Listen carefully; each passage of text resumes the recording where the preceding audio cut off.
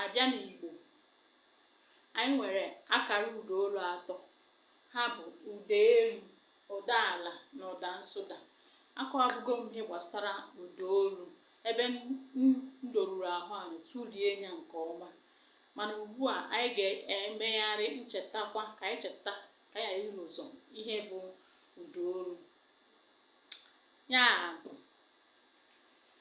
udaelu high tone, ihe ị ga-eji echeta ya bụ mi. Udaala low tone, udansụda middle tone. Ọmụmaatụ, okwu ndị nwere ibe ha nwere otu nsupe mana mpụtara ha dị iche iche. Words with the same spellings but their meanings are different. Mana abịazi ịkpọpụta ha, ịfụ na ka esi akpọpụta ha dị iche, mpụtara ha dịkwa iche, the pronunciation different, the meaning different, kama na ọ bụ otu nsupe ka ha bụ.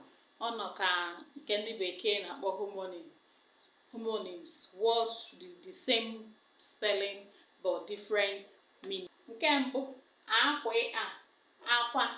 ya cry. Akwa, pet. Akwa, egg. Akwa, egg. Akwa, clothes. Akwa, to sew clothes. Ọ na-akwa akwa.